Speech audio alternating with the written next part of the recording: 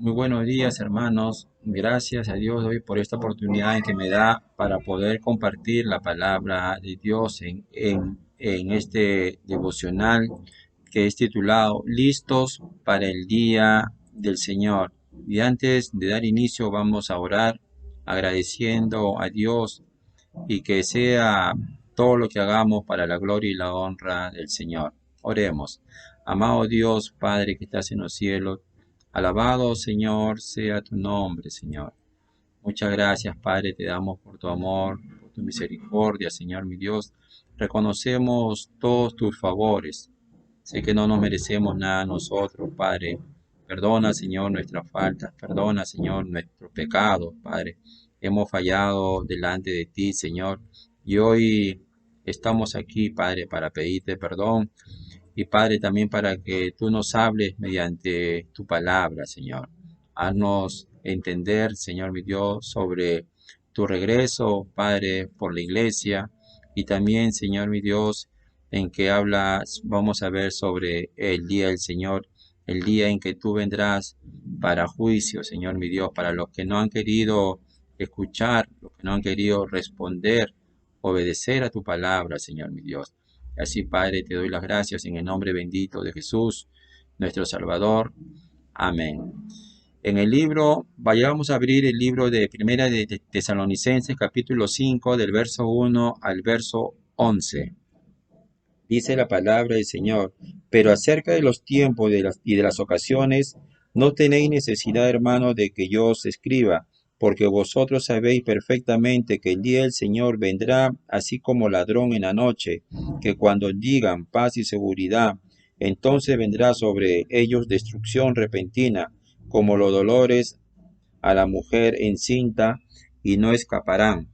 Mas vosotros, hermanos, no estáis en tinieblas, para que aquel día os sorprenda como ladrón, porque todos vosotros sois hijos de luz e hijos de día, no somos de la noche ni de las tinieblas.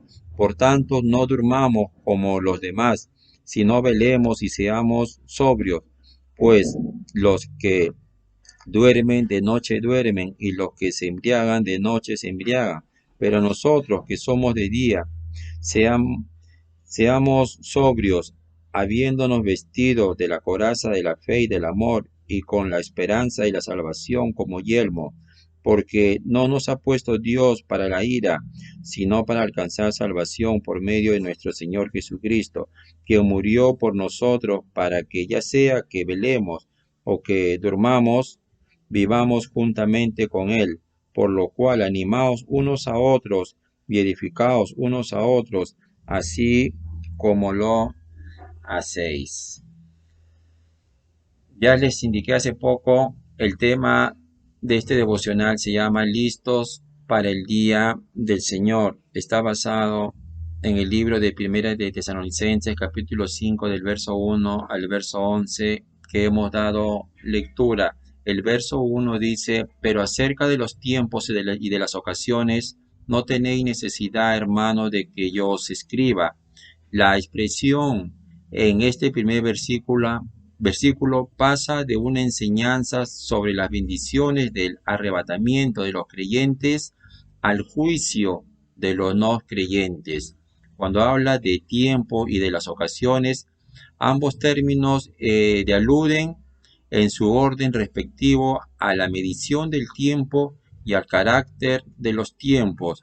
Muchos de ellos esperaban que el Señor viniera durante su vida terrenal y estaban confundidos y acongojados al ver que sus hermanos en la fe habían muerto antes de su venida. Pablo los exhortó a llevar una vida piadosa a la luz del juicio venidero sobre el mundo, en lugar de distraerse en los cálculos inútiles de los tiempos proféticos. Los tesalonicenses no podían conocer el tiempo del juicio final de Dios, pero sabían muy bien que vendría de forma repentina e inesperada. Muchos hombres que, entre comillas, estudian la palabra de Dios han tratado de poner fechas y lo han hecho, pero en todas ellas se han equivocado. Solamente Dios conoce este tiempo, el tiempo del regreso de Cristo para el juicio, también llamado el día del Señor. Y no tenemos necesidad de saber cuándo Cristo vendrá. Lo importante es que estemos listos todo el tiempo. No sabemos el tiempo, pero sí podemos conocer las señales del fin. Y si el Señor nos hubiera dicho cuándo vendría, ¿cuántos estarían verdaderamente preparados para su venida? El Señor quiere que dediquemos la vida a la práctica de sus enseñanzas para nuestro propio bien y para transformarnos a su imagen. Por tanto, el Señor no nos dice el tiempo de su venida, pero sí nos dice en Romanos 13, del verso 11 al 14. Y esto, conociendo el tiempo que es ya ahora de levantarnos del sueño, porque ahora está más cerca de nosotros nuestra salvación que cuando creímos. La noche está avanzada y se acerca el día. Desechemos pues las obras de las tinieblas y vistámonos las armas de la luz. Andemos como de día, honestamente, no en glotonería y borrachera, no en lujurias y lascivia, no en contiendas y envidias, sino vestidos del Señor Jesucristo y no proveáis para los deseos de la carne. Aquí Pablo nos dice que estamos en un periodo o estamos en un tiempo y que es tiempo de levantarnos del sueño, de la indisposición para responder a las cosas de Dios, porque está cerca el día del regreso de Jesús para que seamos glorificados. La noche está avanzada y esto se refiere al tiempo tenebroso de la depravación humana y del dominio satánica, y se acerca el día que corresponde al regreso y reino de Cristo, y nos exhorta a desechar la vida de pecado, arrepintiéndonos, viviendo una vida que agrada a Dios en santificación. En el verso 2 dice, porque vosotros sabéis perfectamente que el día del Señor vendrá como ladrón en la noche. Sí, ¿a qué se refiere Pablo cuando dice el día del Señor? Es el día en que el Señor juzga. Lo dice Amós, en el libro de Amós, en el libro de Sofonías, en el libro de Pedro.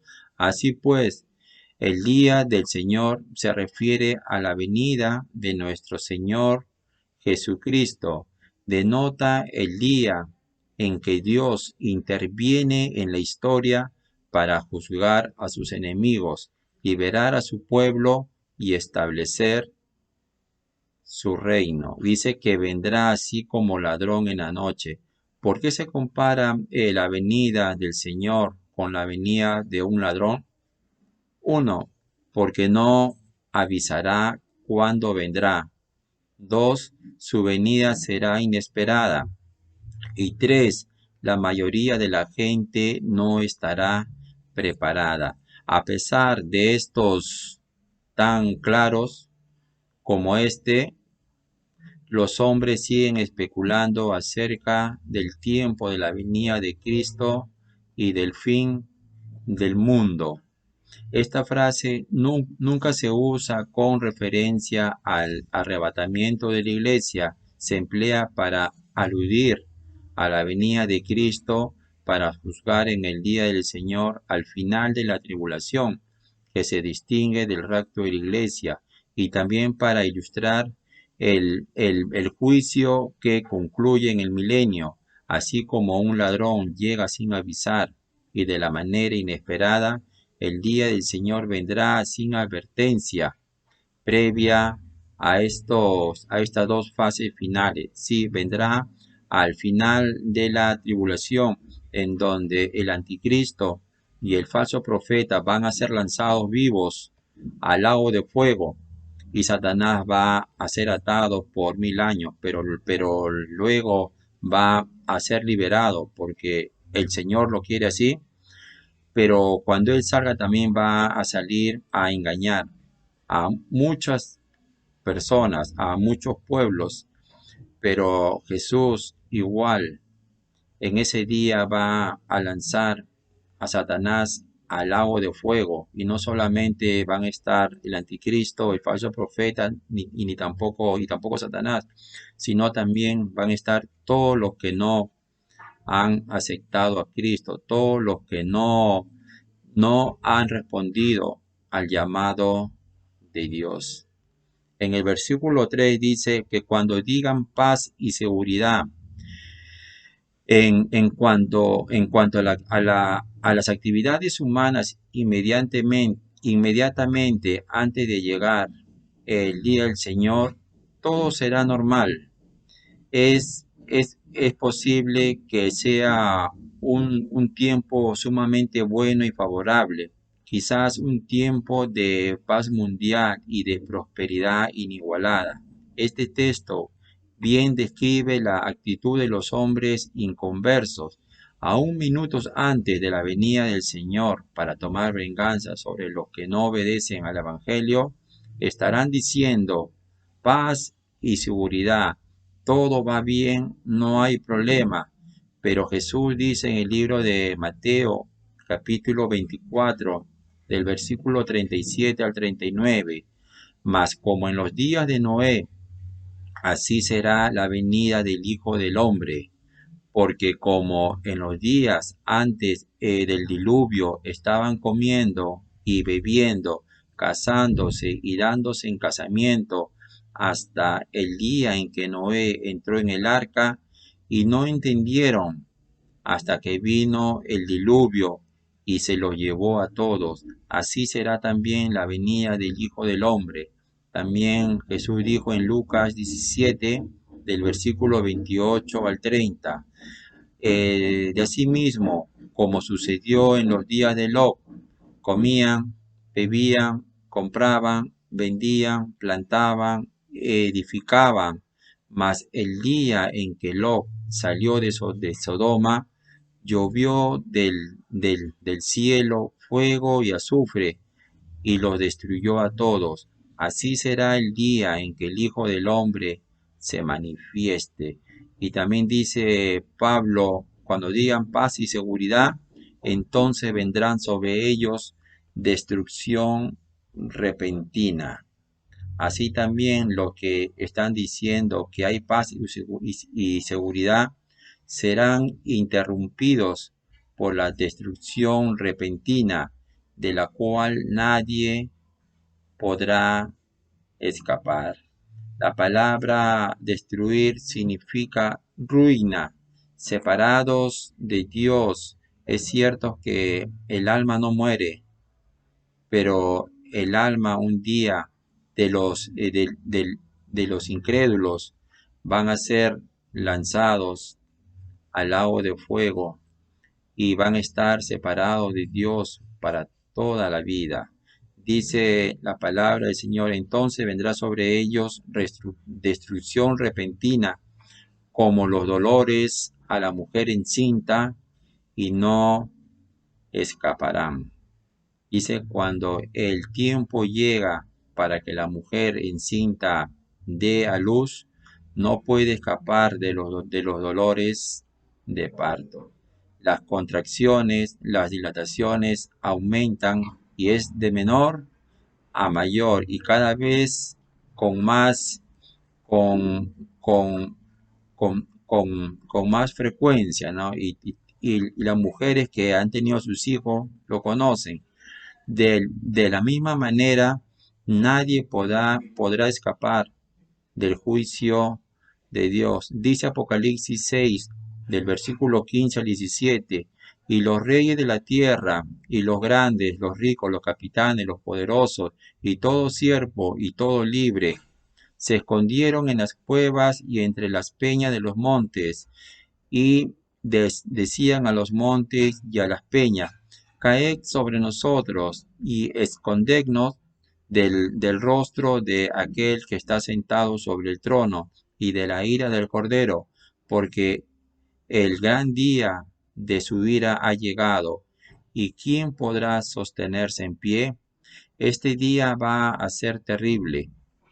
Sería como los dolores de parto de un mundo nuevo, un día en que un mundo se destrozaría y otro nacería la vida. Las principales características del día del Señor en el Antiguo Testamento eran las siguientes. Uno, vendría impresionante e inesperadamente. Dos, incluiría una conmoción cósmica en todo el universo, sería sacudido en sus mismos fundamentos.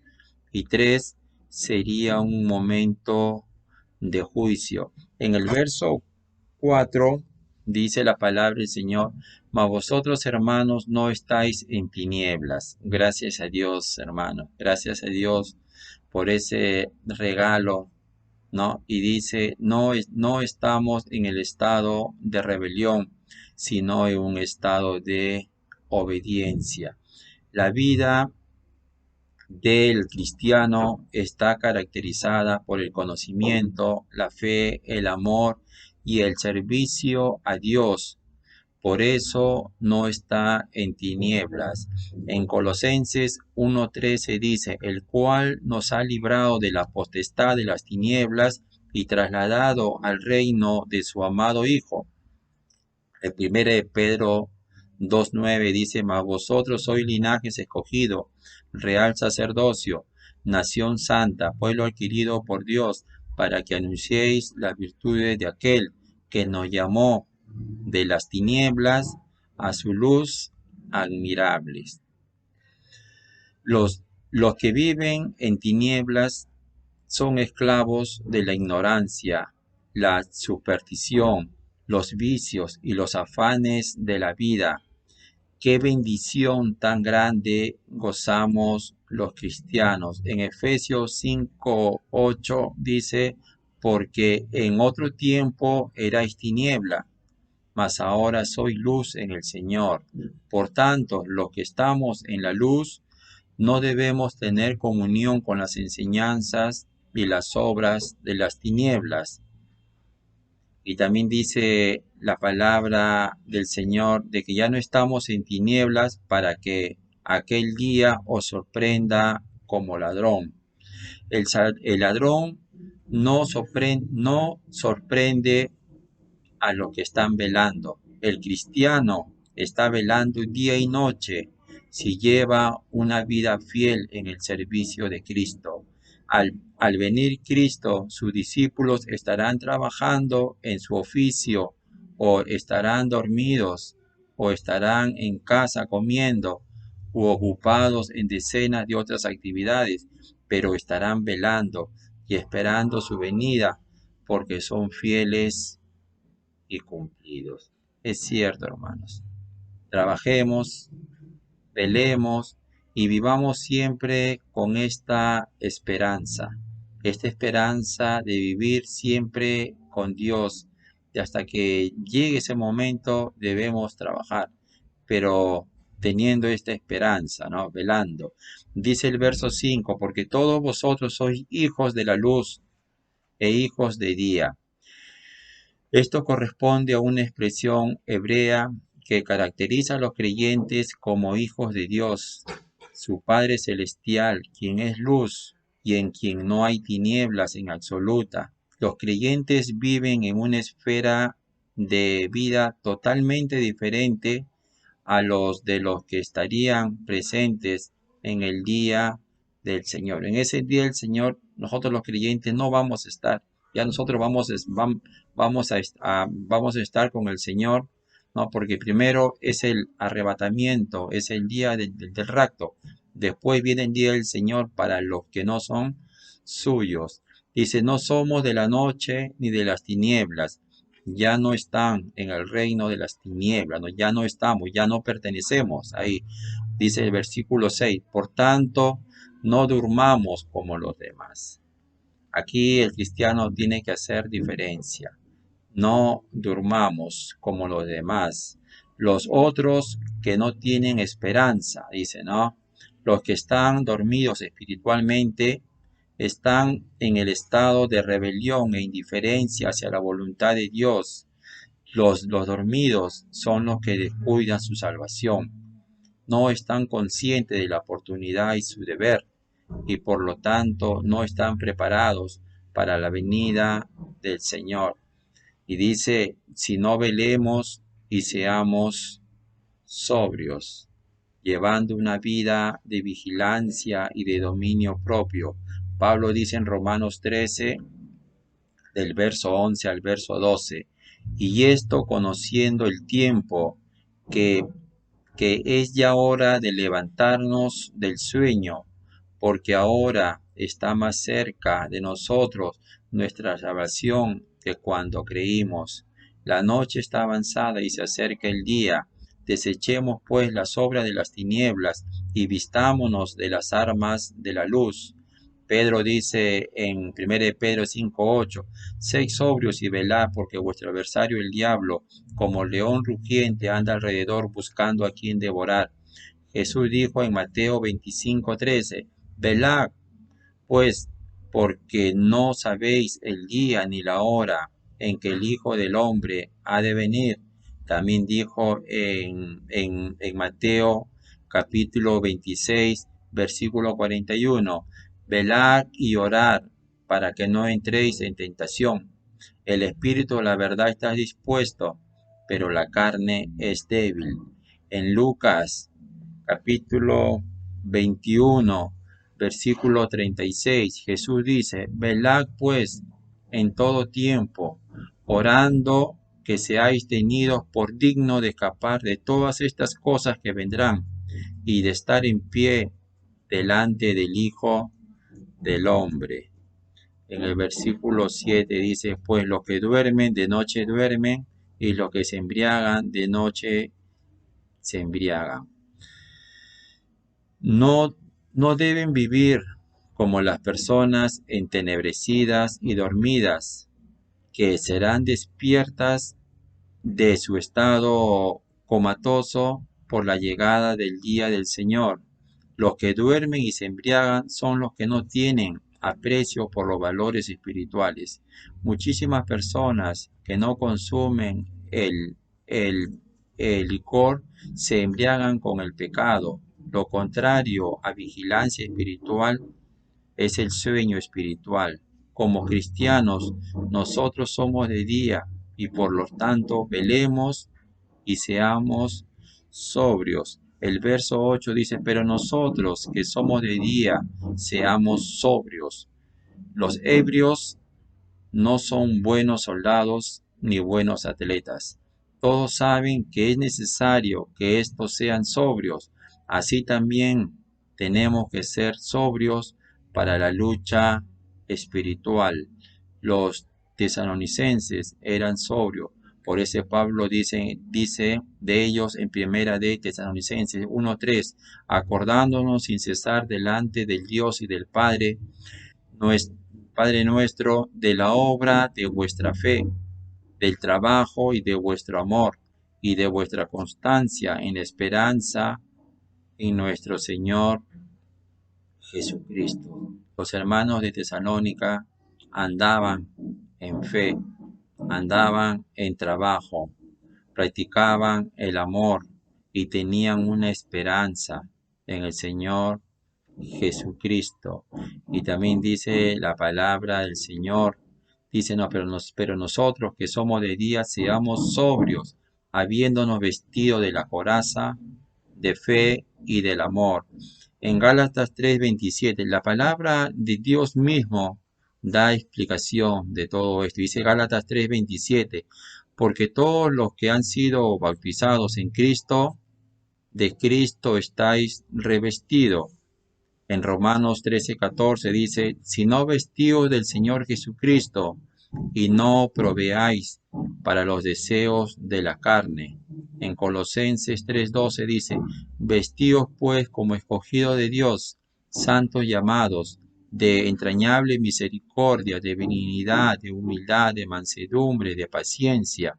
Así se describe el vestido o el uniforme del cristiano. Así se ve ante los ojos del mundo todos los días. También Pablo agrega la palabra coraza, una parte de la armadura de un soldado cristiano que se puede comparar con el chaleco a prueba de balas llevado por algunos hoy en día. La coraza del cristiano es la fe y el amor. La coraza protege el corazón y otras partes muy vitales del cuerpo. En Efesios capítulo 6, del versículo 13 al 17, Pablo describe la armadura del cristiano y agrega el arma ofensiva, la palabra de Dios. Y aquí Pablo habla y con la esperanza de la salvación como yelmo. Dice, y tomar el yelmo de la salvación en Efesios 6:17, como la coraza protege el corazón, el yelmo protege la cabeza.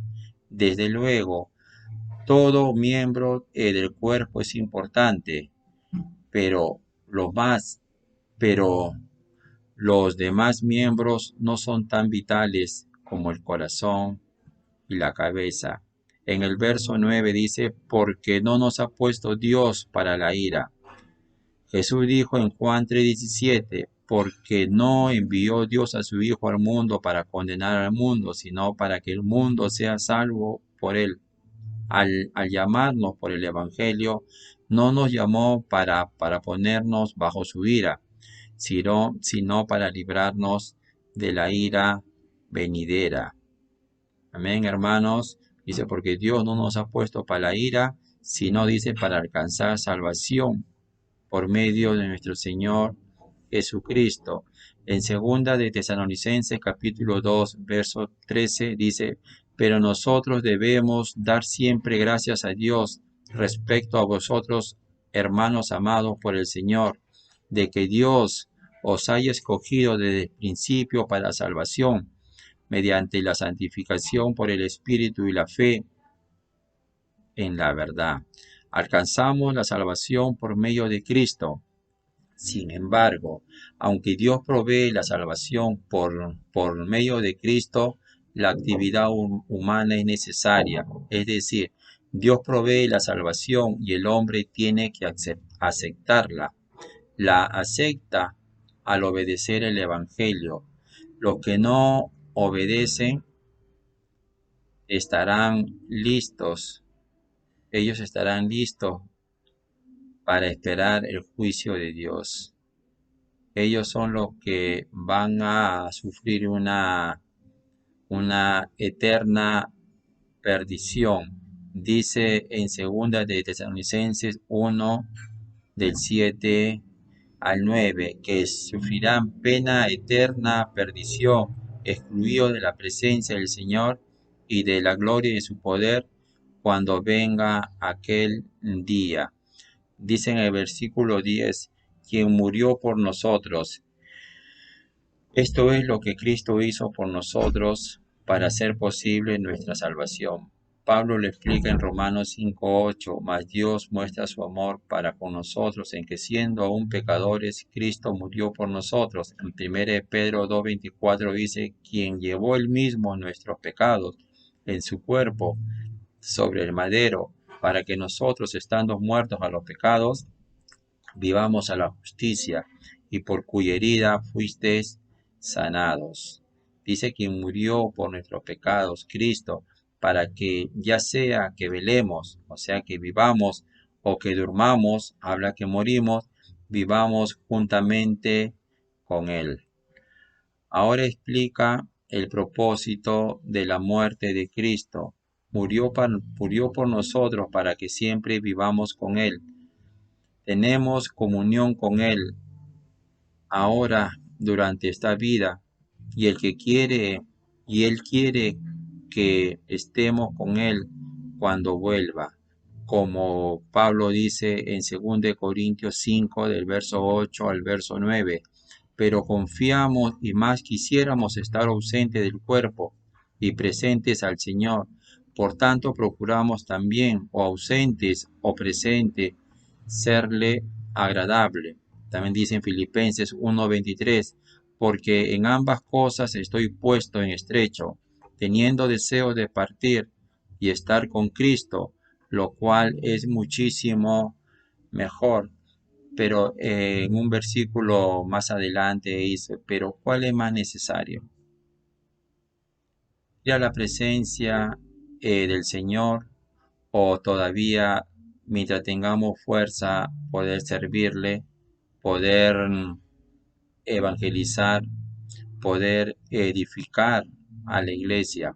Y Pablo escogió lo más necesario, en servir por amor al prójimo, por amor a la iglesia. Y mientras tengamos fuerza, esto debe ser necesario para nuestras vidas, el servir. El verso 11 dice, por lo cual animaos unos a otros. Los santos tienen una responsabilidad mutua los unos para con los otros. La Biblia describe ampliamente lo que Dios, Padre, Hijo y Espíritu Santo ha hecho por nosotros. Urge pues que pongamos nuestra parte, no, no solo para lograr nuestra propia salvación, sino también para ayudar, animar y edificar a nuestros hermanos. Y la última frase dice, y edificaos unos a otros, así como lo hacéis. Uno de los propósitos principales de la iglesia es su propia edificación y crecimiento. Y esto lo dice en Efesios 4 del verso 11 a 16, y esto lo van a leer después de acabar este devocional. Nos edificamos los unos a los otros cuando nos ayudamos a llegar a un nivel más alto de madurez. Y Pablo se dio cuenta de que los tesalonicenses ya lo estaban practicando.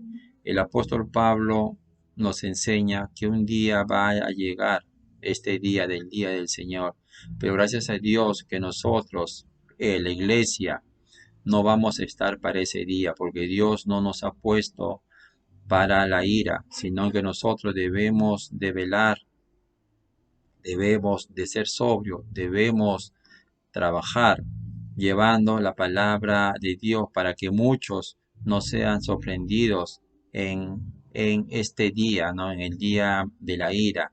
Y gracias a Dios porque la iglesia no va a pasar por este momento de ira.